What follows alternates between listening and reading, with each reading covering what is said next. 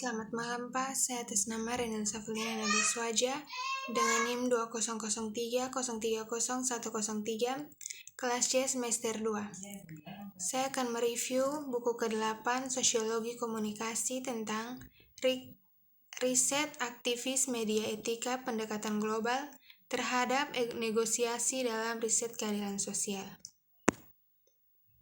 Bab 1 Pendahuluan. Latar belakang.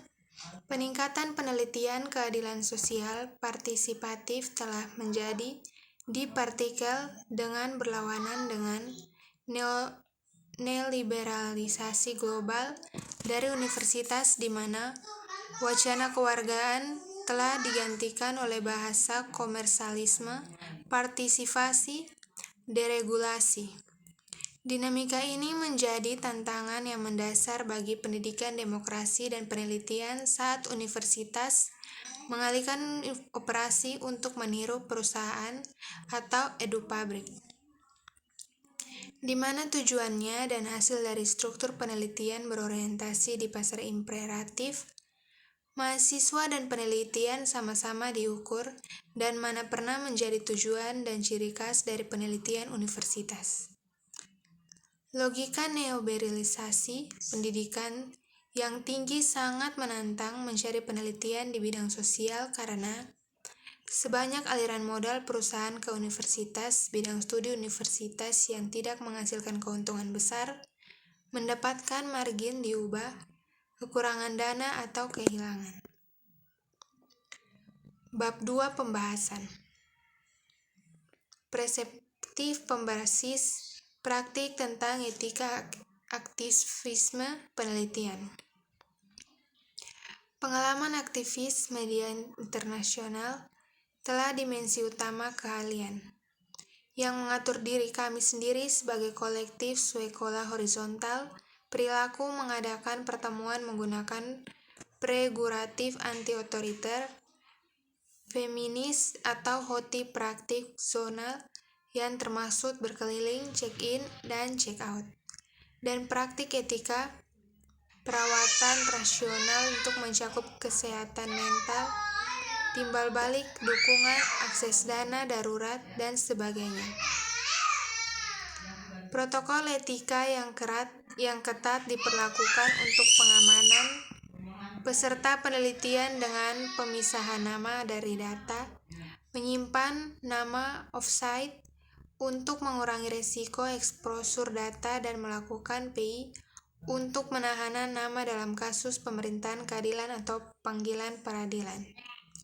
Pengingatan negara bagaimana mungkin tertarik dengan wawancara yang aktivitas media radikal. Yang kedua, anonimitas. Terkait ketegangan dalam kerja yang dipelajari adalah kontradiksi antara anonimitas dan suara.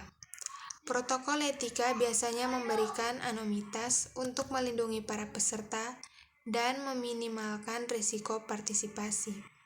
Saat penelitian dengan aktivitas yang semakin kriminalisasi, anonimisasi data dapat mencegah polisi menemukan tindakan aktivis ditutup dalam wawancara. Tanpa jaminan anonimitas, aktivis mungkin memilih untuk tidak berpartisipasi dalam penelitian, atau mereka tidak akan membahas politik dan tindakan secara terbuka, yang membuat temuan menjadi tidak berarti. Anonimitas tampaknya pendekatan paling etis untuk melindungi peserta penelitian aktivis radikal.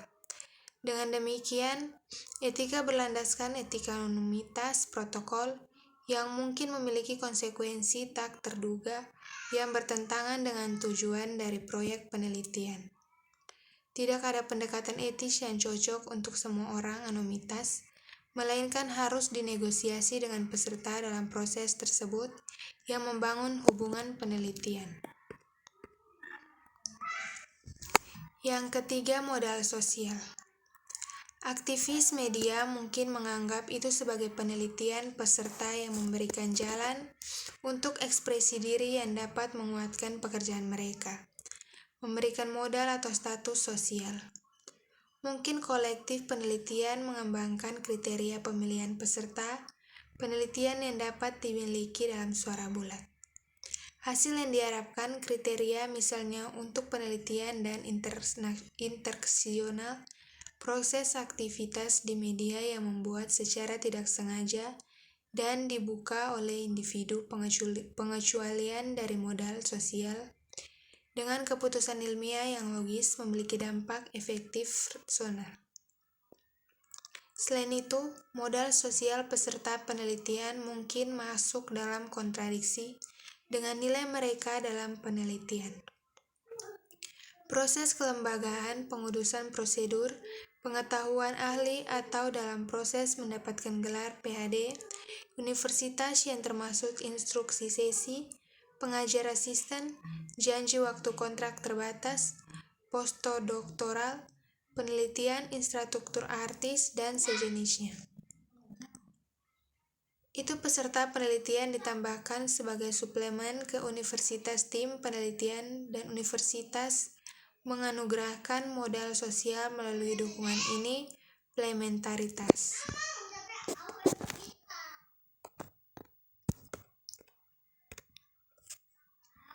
Yang keempat, polisi ganda.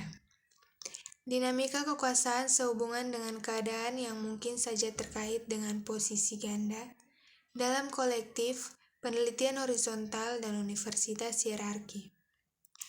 Peran dan tanggung jawab kegiatan penelitian, hal-hal yang terkait dengan pandangan, dana, dan universitas yang mungkin bertentangan untuk praktik dan posisi horizontal.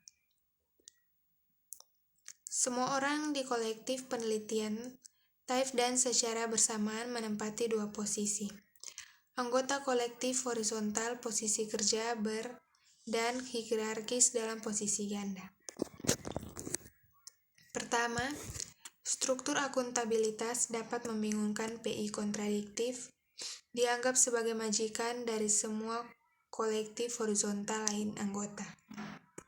PI mengisi formulir induksi staf mereka, memastikan mereka memilikinya dan menyelesaikan modul pelatihan di tempat kerja mereka. Memiliki otoritas pendatangan dan mereka pengeluaran dan harus memperhitungkan semua dana yang dihabiskan bahkan jika proyek tersebut terlihat dalam penganggaran kolektif. Yang kelima, pembelajaran ekspersial.